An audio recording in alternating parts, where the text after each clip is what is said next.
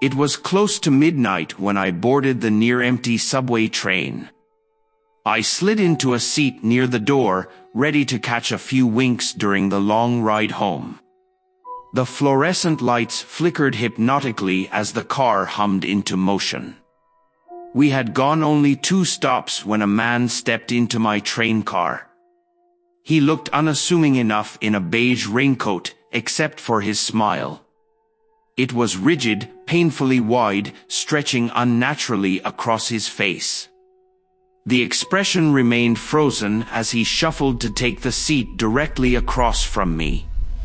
I averted my gaze, shrinking down in my seat. Was this guy high or just deranged? But I could still see that rictus grin reflected in the dark window, glinting under the harsh lights. His lips seemed locked into position, never shifting or twitching. After a few minutes, I cautiously glanced back up. The awful smile remained aimed straight at me, eyes distant and glassy above the rows of bared teeth. Suppressing a shudder, I turned my body toward the window, hoping he'd take a hint. But in the glass, I could see the corners of his mouth stretching even wider somehow, beyond normal human limits. Yet when I risked a direct look, he appeared the same. A trick of the light, I told myself. I just had to stay calm and ignore him for a few more stops. Mercifully, the brakes soon squealed, indicating my stop was next. As we slowed to a halt, the interior lights cut out abruptly, submerging the car in darkness. I froze, sensing sudden movement on the seat across from me.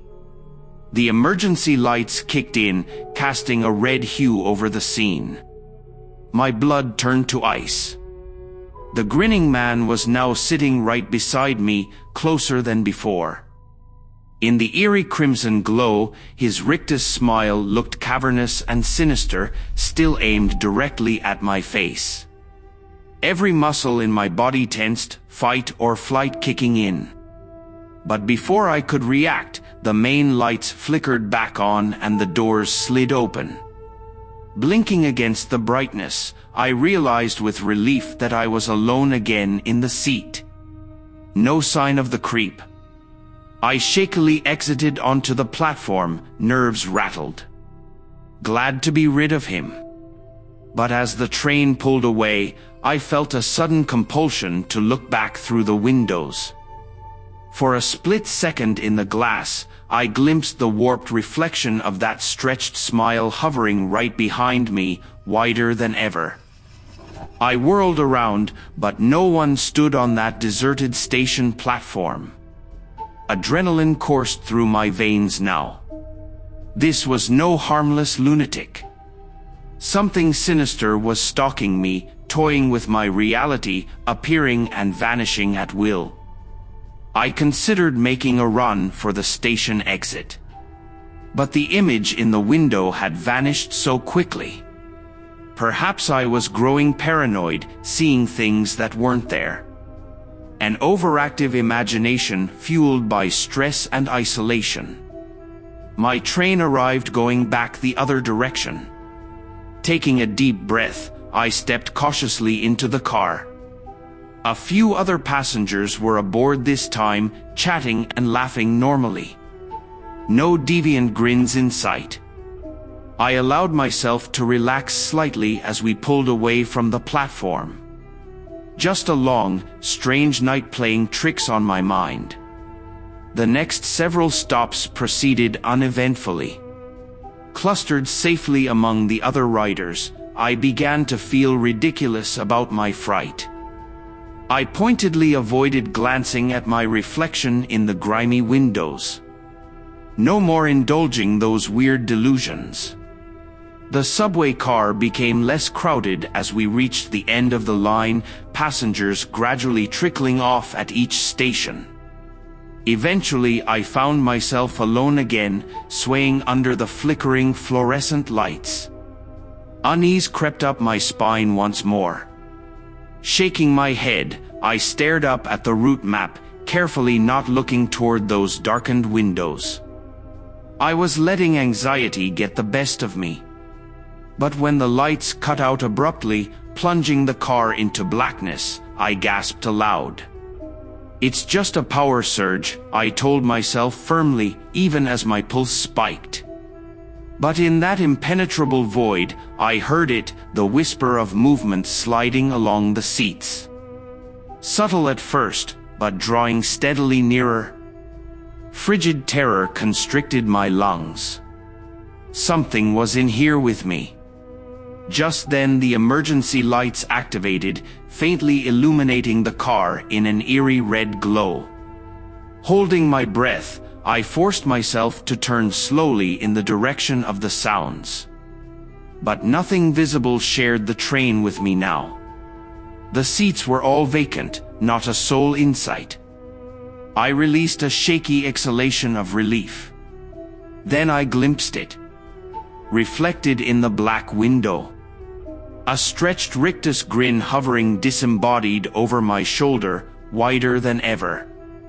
This time I screamed aloud, lurching away. As I watched in horror, the reflection warped and changed, morphing into a towering figure right behind me. A hair-raising susurrus of whispers emanated from that void where its face should be. The train slammed to a stop at the next platform, doors sliding open. I tumbled out frantically onto the tiles, crashing into the other waiting passengers. Confused voices called out as I scrambled away without looking back. Once outside in the cool night air, I finally stopped, lungs heaving. Turning back cautiously, I saw only blank-faced commuters exiting the subway car, utterly tranquil. No hovering phantoms. I hailed a cab and made it home in paranoid silence, triple-checking the locks.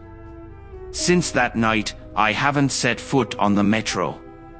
But I still can't escape the lingering unease. Sometimes from the corner of my eye, I'll glimpse a stretched smile flashing by in a reflective surface, just for an instant. And I'll hear the faintest creep of movement where no one stands. It's still out there somewhere beneath the flickering lights, patiently riding the rails. Silently stalking. Subtly terrorizing. Waiting for the next unlucky passenger who finds themselves alone in the dark. The darkness below the city conceals twisted things best left unknown.